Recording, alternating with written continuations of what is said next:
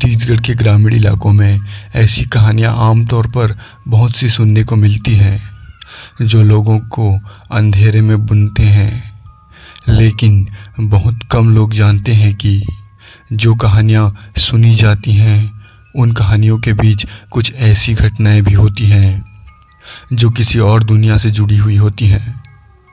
यह कहानी एक ऑटो चालक की है जिसे अपनी रोज़ की सवारी के दौरान कुछ ऐसा भूतिया घटना का सामना करना पड़ता है जिससे वह आज तक नहीं भूल पाया। एक बार फिर से सच्ची और हॉरर घटना में आपका स्वागत है। आप देख रहे हैं हॉरर स्टोरी विद एजे। तो चलिए यह कहानी उसी के पॉइंट ऑफ व्यू से शुरू करते हैं। यह घटना 1912 की है। मैं रामू नामक ऑटो चालक छत्तीसगढ़ के रायपुर ज़िले के पास एक छोटे से गांव में रहता था। आमतौर पर मेरी दिनचर्या बहुत साधारण थी। बहुत सुबह उठना, ऑटो चलाना और गांव से शहर तक सवारी ले जाना, ऐसे ही मेरी दिनचर्या चलती थी। इस दिन भी कुछ सामान्य था। मैं रोज़ की तरह सुबह 6 बजे अपने घर से निकल पड़ा। उस दिन मौसम भी अच्छा था। हल्की धूप और ठंडी हवाएं थी। मेरी ऑटो में 2 लोग बैठने आए थे जो शहर जाने के लिए तैयार थे। उनकी बातें, हंसी खुशी सब सामान्य था। मैं तेज़ी से ऑटो चला रहा था और सुबह के रास्ते पर चलते हुए मुझे किसी विशेष बात का एहसास नहीं हुआ। लेकिन जब मैं गांव से कुछ दूर आगे बढ़ा तो मैंने एक अजीब सी चीज़ महसूस की। एक छोटी सी सड़क से ऑटो को घुमाकर मुख्य मार्ग पर जाना था। रास्ता बिल्कुल सुनसान था और चारों ओर जंगल था। मुझे वह जगह थोड़ा अजीब सा लगा, लेकिन मैं उसे नज़रअंदाज करता हुआ आगे बढ़ता रहा। अब तक अचानक मेरे पीछे कुछ आवाज़ें आने लगी। आवाज़ें बहुत धीमी थी, जैसे कोई धीरे धीरे कदमों से पीछे चल रहा हो। मैंने पीछे मुड़कर देखा, लेकिन वहाँ कोई नहीं था। सोचा शायद कोई बाइक वाला हो, लेकिन फिर भी वह आवाज़ लगातार आती रही। जब मैंने ध्यान से सुना तो मुझे महसूस हुआ कि वह आवाज़ किसी इंसान से नहीं बल्कि कहीं और से आ रही थी। मेरी सांसें कुछ तेज हो गई थी। फिर अचानक से मेरे ऑटो के सामने एक लड़की खड़ी हो गई। वह सफ़ेद साड़ी पहने हुए थी और उसके चेहरे पर कोई भाव नहीं था। उसकी आंखें बिल्कुल सूनी सी थी, जैसे उसमें कोई आत्मा का साया हो। मैंने तुरंत ब्रेक लगाई और ऑटो को रोक लिया। मैम, आप कहाँ से आई हैं? मैंने डरते हुए उससे पूछा। लड़की ने बिना कुछ कहे सिर हिला दिया। फिर धीरे धीरे जंगल की ओर बढ़ने लगे। मुझे समझ में नहीं आ रहा था कि यह सब क्या हो रहा है। उस लड़की का चेहरा बिल्कुल साधारण था, लेकिन उसकी मौजूदगी ने मेरे शरीर में सिहरन पैदा कर दी थी। मैंने सोचा कि मैंने अपनी आंखों का धोखा खाया है, लेकिन फिर भी मैंने ऑटो स्टार्ट किया और वहाँ से तेज़ी से निकल गया। मैंने रास्ते में बार बार उस लड़की को सोचा। उसके बारे में सोचते ही मुझे अजीब सा डर होने लगा, जैसे कि हम शहर से पास आए। मैंने यह सोचकर राहत की सांस ली कि शायद यह एक झूठा डर था जो बस मेरी कल्पना का एक हिस्सा था।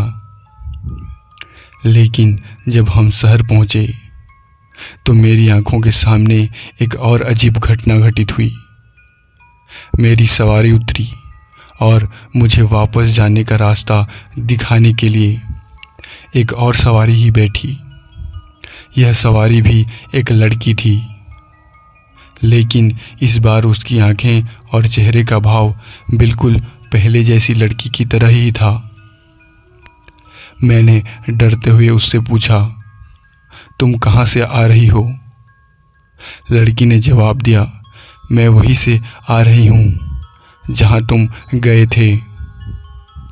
अब मेरा डर और भी बढ़ गया और मेरी समझ में नहीं आ रहा था कि यह सब क्या हो रहा है।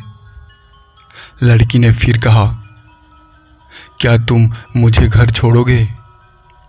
मेरे लिए यह एक चुनौती से कम नहीं था, लेकिन मैंने डरते हुए उसका प्रस्ताव स्वीकार कर लिया। हम दोनों एक सुनसान रास्ते से होकर जा रहे थे। वह लड़की अचानक से बोली, क्या तुम मुझे जानना चाहते हो? मैंने कहा, हाँ, लेकिन तुम हो कौन? लड़की ने फिर से कहा, मैं वह लड़की हूँ जिसे तुम उस रास्ते पर देखे थे।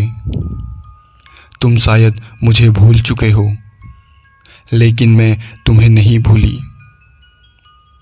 अब मुझे यह समझ में आ रहा था कि यह कोई सामान्य लड़की नहीं थी। वह मेरे सामने कोई भूत थी जो मेरे साथ साथ ही चल रही थी। मैंने ऑटो की गति तेज कर दी और देखा कि वह लड़की कहीं भी नहीं थी। मैंने गाड़ी रोकने का नाम नहीं लिया, लेकिन रास्ते में एक अजीब सी घटना घटी। मुझे अचानक जंगल के अंदर की ओर एक मोड़ने वाला रास्ता नजर आया, जो पहले कभी मैंने नहीं देखा था। वह रास्ता और भी घना और रहस्यमय लग रहा था। मेरी आंखों के सामने उस लड़की का चेहरा और फिर से उभरा। अब मैं पूरी तरह से डर चुका था। मेरे दिल की धड़कन तेज हो गई, लेकिन मैंने फिर भी ट्राई किया। ऑटो चलाते हुए मैं उस रास्ते में आगे बढ़ता गया।